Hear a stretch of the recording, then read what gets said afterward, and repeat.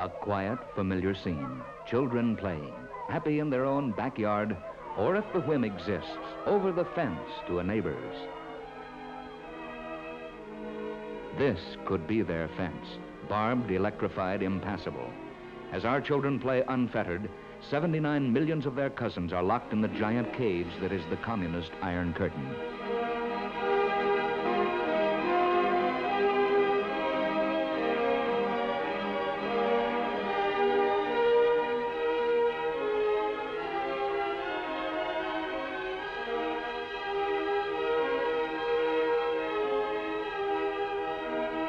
Recently, 60 American citizens flew to the Iron Curtain to observe how fellow Americans are breaking through this barrier of censorship, security police, radio jamming, and barbed wire to bring the voice of freedom within this eagle cage.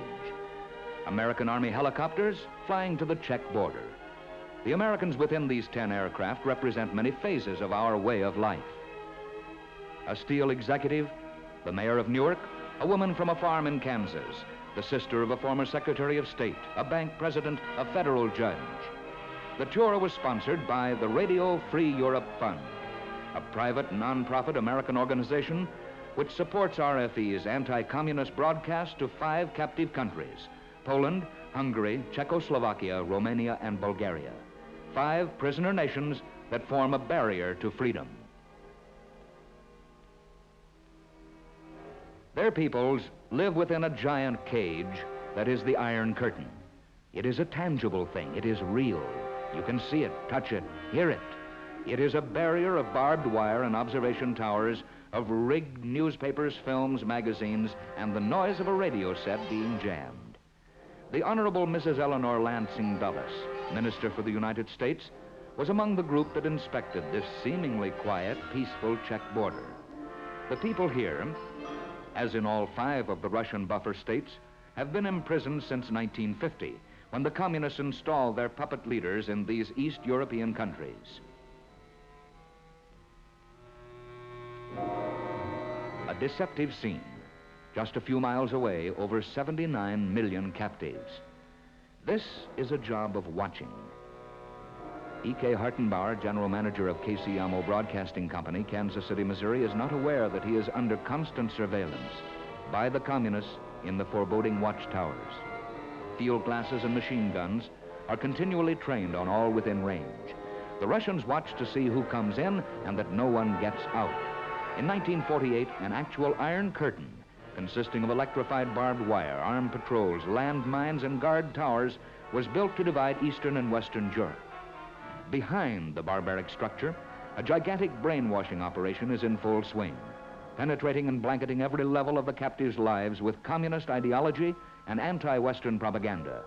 One of their tools is to set up a monopoly of all communication media, radio, press, theater, public forums, to hope that the captives hear only communist radio, read only communist newspapers, see only communist drama, films, opera, and art, and form their attitudes toward the West solely on the basis of what they are fed by this all-embracing propaganda apparatus. Given time enough, the communist plan seemed certain of success.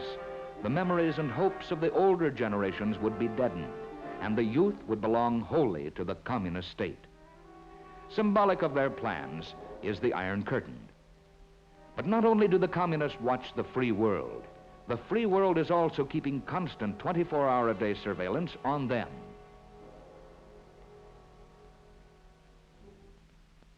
Here at Camp Ritz, Colonel Robert E. Erlenbush of the 11th Armored Cavalry patrols one section of the Eagle Cage.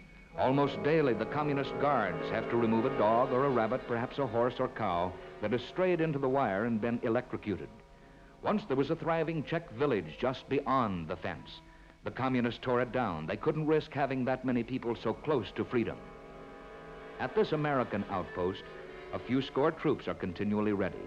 Troops carrying half-tracks are parked, fueled, armed, and ready to move.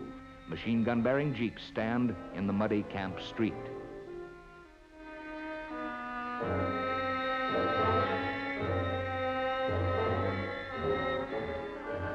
This is not a maneuver.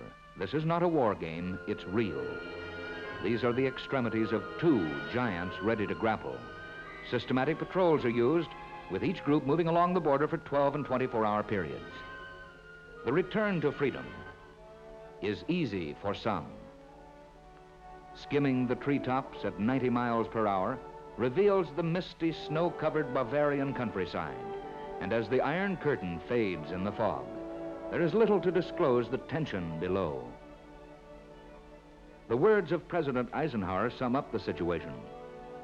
People believe lies only when they have no opportunity to hear the truth. The communists have isolated their people to keep them from ever hearing the truth, to create a vacuum in their minds, which will absorb lies because there is nothing else for them to seize upon. The only way to frustrate this evil manipulation of human minds and emotions is to supply the truth, which gives the oppressed people a measuring stick to lay against each lie that is told to them. Radio Free Europe is supplying the truth. Men and women who might otherwise have succumbed to the philosophy that it is good to be slaves still keep alive the spark of freedom in their hearts. This work serves not only the nations we seek to help, it serves the best interests of the United States. So spoke President Eisenhower. Radio Free Europe began broadcasting from Munich on July 4th, 1950. In the intervening decade, in spite of repeated and continued sabotage attempts, the most recent being an unsuccessful mass poisoning of its staff, the station has grown to 28 powerful transmitters and is on the air with almost 3,000 hours of programs a week. As a continual reminder of the barrier that must be broken, a model of the first Iron Curtain is on display here at the main studios in Munich. Mówi rozgłośnia Polska, Radia Wolna Europa. Dzień dobry Państwu. Szabad Európa rádiója.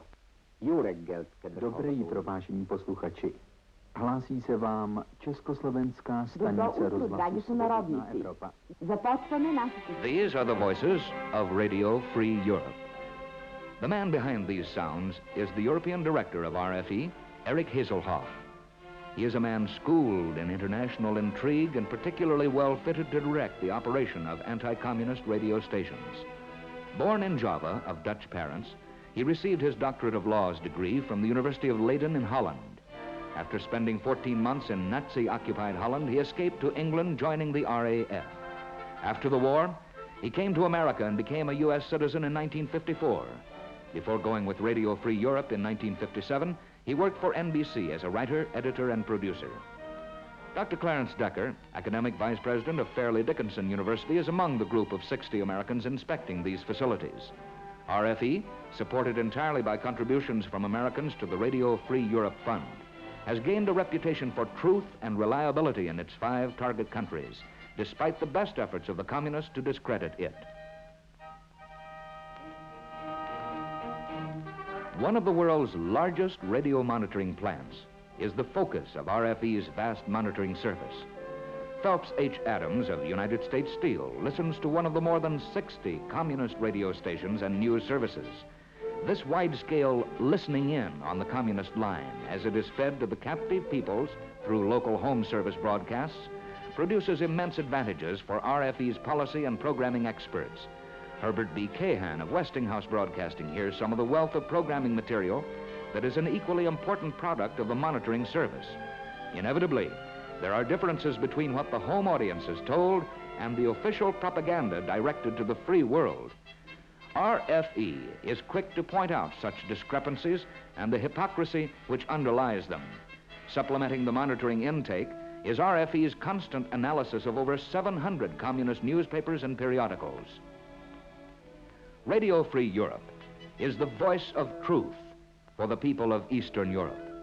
It exposes lies, abuses, and subterfuges of the communist propaganda. It says for the captive people what they cannot say for themselves. Here at the Central News Desk of RFE, information comes from all over the world. New York teletype, Western news agencies, field bureaus, interviews, radio monitoring, and the communist press. The world's largest and most concentrated flow of Iron Curtain information pours into RFE's Munich headquarters. In its 24-hour operational day, the Central Newsroom alone gathers and processes over 1 million words of world news. Called the watchdogs of Radio Free Europe. The 5 evaluation and analysis units safeguard the station against going on the air with incorrect information. This is done by checking all data which flows in from the Field Bureau and other sources against the personal knowledge of the unit's staff and against the vast amount of codified information, 7 million entries, contained in RFE's card index files. A part of this file consists of refugees and their families on either side of the Iron Curtain. This painstaking, unromantic work is one of the foundation stones of Radio Free Europe's existence. Upon it is based the network's reputation for credibility and integrity. Eisenhower amerikai elnök ismertette azokat a feltételeket, amelyek mellett... This is the sound of a Hungarian newscast. Here at Radio Free Europe's master control room, 5 different programs in 5 languages emanate daily to RFE shortwave transmitters throughout Free Europe. Programs of truth. The captives hear programs on law, medicine, child care, even meal planning with available local foods, music, and the all-important news. Over 17% of the programming is news, food for starving millions. Each of the 60 visiting Americans made a statement of hope that was translated into the 5 languages. As we watch others recording, here is the voice of E.K. Hartenbauer reporting to the people of the United States. After studying this powerful non-profit network, I can assure you that RFE is America's most effective weapon against communist propaganda in the captive countries of East Europe. Khrushchev has boasted that your grandchildren will live under communism. Help prove the communist wrong by supporting Radio Free Europe. Please give generously through your local fundraising drive or send your contribution to Radio Free Europe, Box 1961, Mount Vernon 10, New York. One of RFE's programs is called The Black Scroll. Its purpose is to expose the more flagrant abuses of authority of the communists. It also exposes undercover agents of the secret police. There are many verified instances of agents being reassigned after exposure on this program. There are also many cases of people who have been warned in time that those they thought were friends were in fact working for the regime. What is the effectiveness of the broadcasts? In 1959, when Vice President Nixon visited Warsaw, RFE broadcast the arrival time and his place of residence. 250,000 Poles turned out to greet him, more than it greeted Khrushchev, whose crowd was padded with people shipped in from other towns.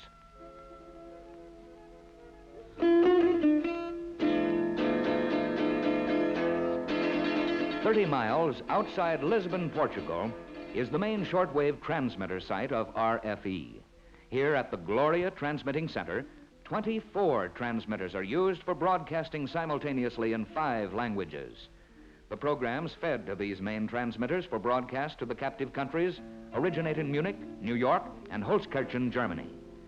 The transmitter site here in Portugal is an ideal location for transmission on frequencies beamed toward the east. By bouncing the radio waves off ionosphere, great distances can be covered. Naturally, the installation is under maximum security at all times, as the communists have tried much to silence these voices of freedom, a continual tribute to the success of RFE. The buildings and grounds cover 480 acres and are under armed guard around the clock. Continually, a blimp hovers over the area, keeping constant surveillance and monitoring the output of the transmitters. The Iron Curtain is highly effective in preventing escape from the communist paradise, but it is powerless to stop radio waves. For that task, the communists employ an Iron Curtain of a different, less tangible sort, radio jamming.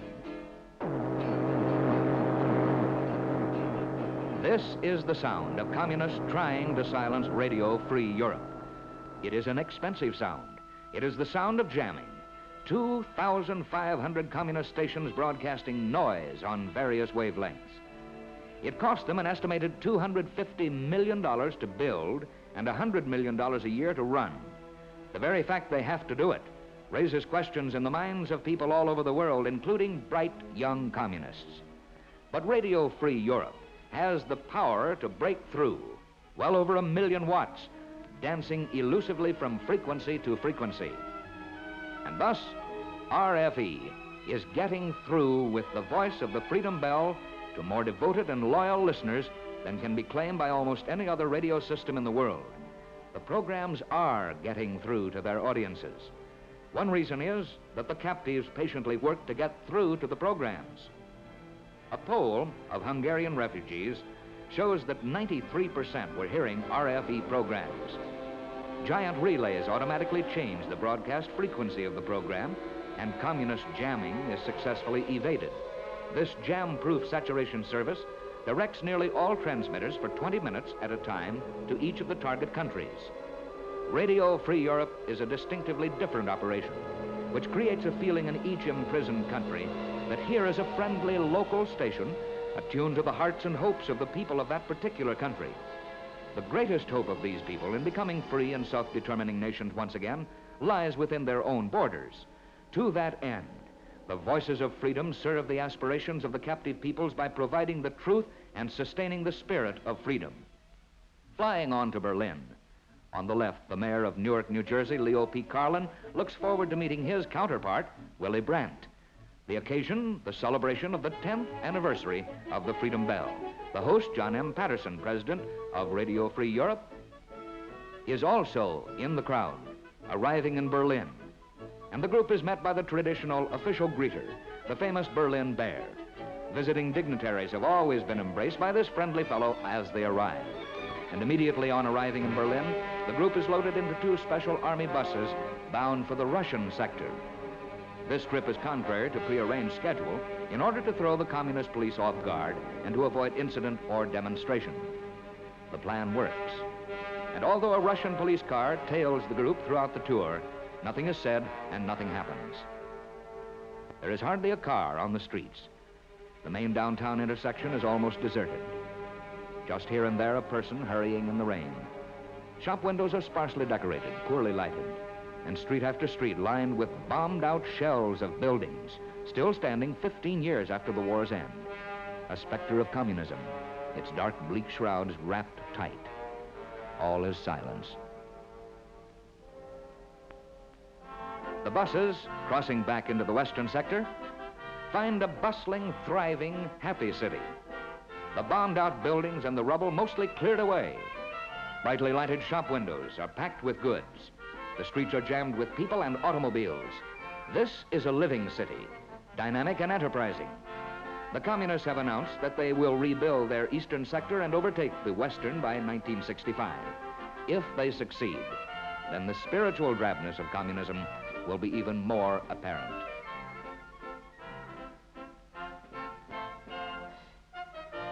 The 18th century Brandenburg Gate, built in the time of Bach, Goethe, and Schiller, is now the dividing line between free West Berlin and communist East Berlin.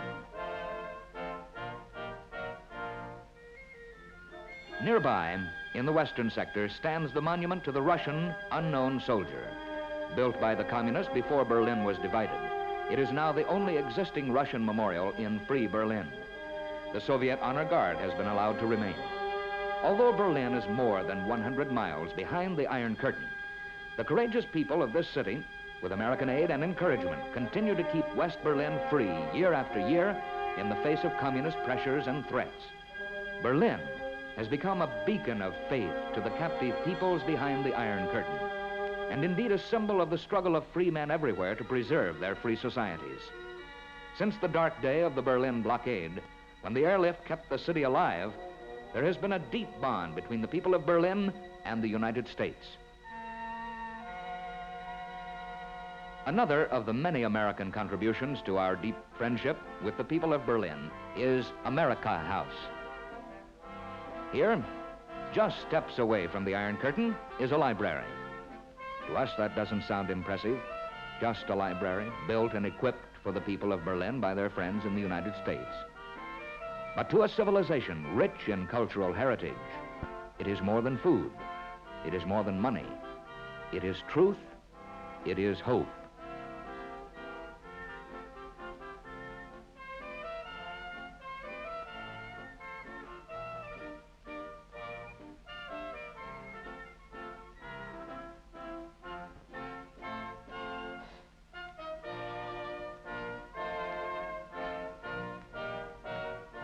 At the library, they may learn of Wolfe, Jefferson, and St. Luke, Not only do the people of Free Berlin use its facilities, but the few from the Russian zone that are allowed to cross over come to this free library continually.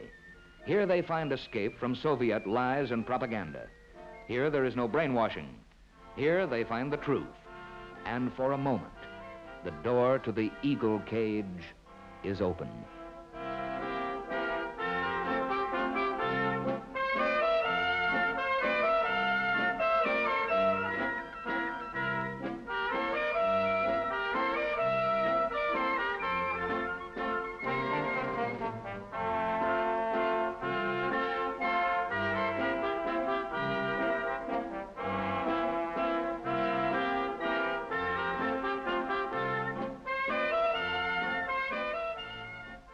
Americans were also instrumental in the construction of Tiergarten Congress Hall.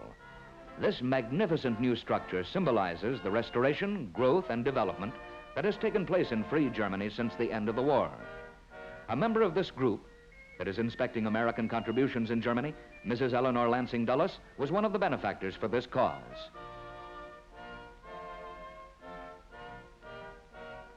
When the East German communists assumed control of Berlin's Humboldt University, located in the Soviet sector, faculty and students organized the Free University in West Berlin as their contribution to the forward growth of education in the free world. American citizens aided in building these dormitories for the university.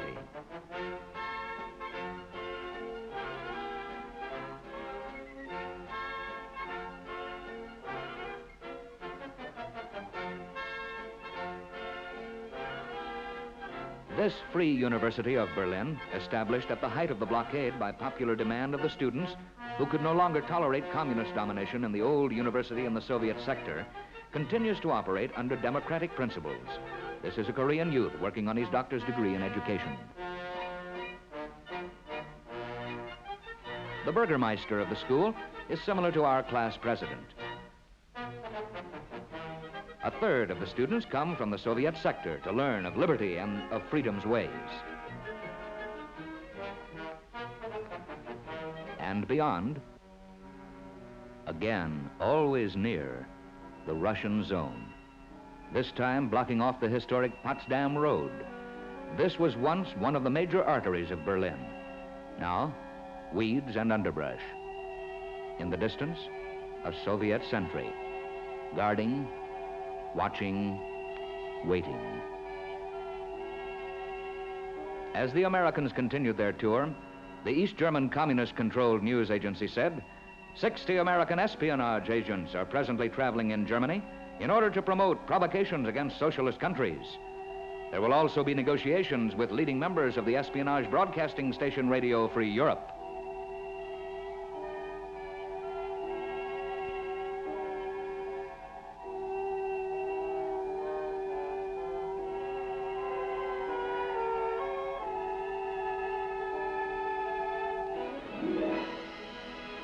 Above it all, high atop the Berlin City Hall, where its voice can be heard by the oppressed, is the Berlin Freedom Bell. In 1950, it was given to the people of Berlin by the people of America. The bell commemorates the struggle of free people everywhere against the menace of communism. Inspired by our own Liberty Bell in Philadelphia, the Freedom Bell was cast in Croydon, England, the same city which cast the American bell 200 years before. This is Mayor Willie Brandt, the host of the 10th anniversary celebration of the dedication of this 10-ton bell. The bell is the symbol of the Crusade for Freedom, the organization which supports Radio Free Europe. Sculptured on the side of the bell are figures representing the 5 races of man passing the torch of freedom. The inscription around the bell's base reads that this world, under God, shall have a new birth of freedom. The Freedom Bell has rung at noon every day for the past 10 years. Outside the West Berlin City Hall, a large crowd has gathered to greet the Americans here for the celebration and to pay homage to General Frank L. Howley, formerly Berlin Commandant in charge of the airlift. The rededication of the Freedom Bell represents 10 years of progress for the crusade for freedom and Radio Free Europe. Without both the small and large contributions of millions of Americans, this project could have never been undertaken. The consequences without Radio Free Europe would have been immeasurable. Mayor Willy Brandt expressed the gratitude of both the free and the enslaved peoples of Europe when he said, "We couldn't have defended our freedom, and we could not have rebuilt this city if we had not the support of our friends abroad. And it is no exaggeration if I say that the defense and the reconstruction of Berlin is a fine symbol of cooperation between the people of the United States and the people living here at this place. I just want to thank you once more for coming to Berlin, for all the assistance the government and the people of the United States have given to my city, and I want to add another word of gratitude. We appreciate very much that the members of the Crusade for Freedom and Radio Free Europe are doing a wonderful job for not only the defense of freedom in Europe and other parts of the world, but also in order to regain freedom where it has been lost. I think this work will get an important chapter when the history of this time one day is put on paper." So spoke Willy Brandt. When the Freedom Bell was dedicated, General Lucius D. Clay had inspiring words that well apply to Radio Free Europe. "May its voice lift the hearts of freedom-loving people everywhere. From this day forward as it rings, may it strike a note of warning to all oppressors, a sound of confidence and courage to those called upon to defend their freedom, a message of hope and sympathy to those who are enslaved."